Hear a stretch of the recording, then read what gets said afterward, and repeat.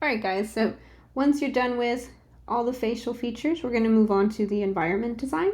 So a couple things we can do now is get rid of some of these layers. So we don't need the path anymore. So you can unlock it, make sure it's highlighted, and then click on this little trash icon up at the top to delete that layer. The bouncing ball will still leave on there. We're just going to hide it so we can't really see it. And this is always good to have in case you need a fixed timing again. You don't have to start all over with the Kirby. You can do it here. But let's go ahead and to begin with, the environment is completely up to you. I've had some people do nice grassy field. I have had other people do where they put Kirby in the Sahara Desert. So again, completely up to you. I'm going to do a new layer really quick. And to keep this short, I'm going to grab the rectangle tool. I do want to put him in some pretty grass. And I'll use this green or this line here as my guide. If you wanted to go back and still do some, ooh, that's too small.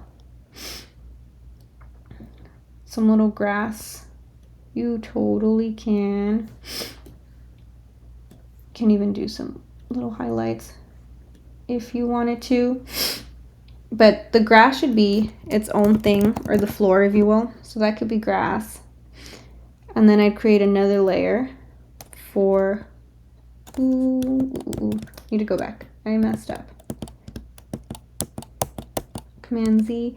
If you guys notice, I made a big mistake. When I started drawing the grass, I didn't notice that I had my, oh my god, why am I drawing a blank?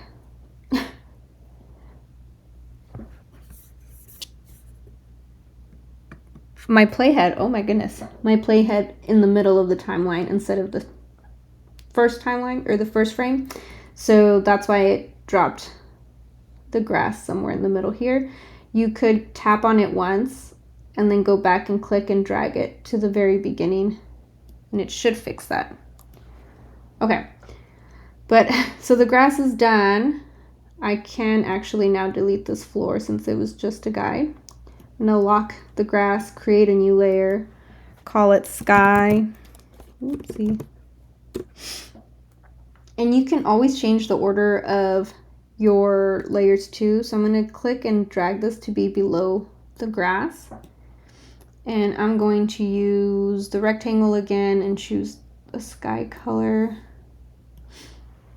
And it doesn't have to be perfect because the grass is gonna cover it. And there we go. So if you want to go back and also add some clouds, feel free. You're basically, oops, I cut that. I should have done clouds on a separate layer. So let me undo that. So sky, I'll do clouds.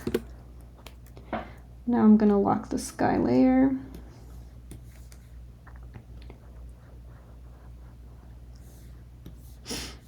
And this is, again, helpful to have different layers for different things in case you need to make adjustments.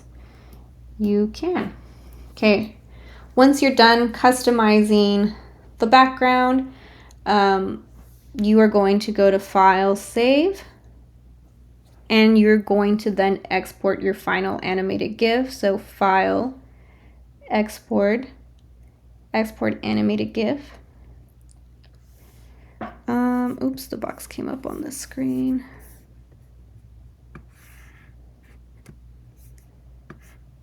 Sorry, y'all, this box is really big on here for no reason. Okay, you're gonna hit save. This is now Kirby. Your USB should be set here. If it's not, make sure you set it. I'm gonna put it in documents for mine for now. And a couple other things to note. So you can come to Finder.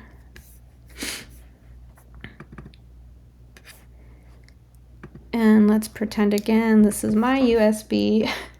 So unfortunately on a Mac, if you double click on it to open it to see what it looks like, it's going to open up in this really weird preview, which doesn't play it back. It just shows you all the frames here. So to test it out, you want to just click on it once and then tap on your space bar on your keyboard, and it should play you the little preview.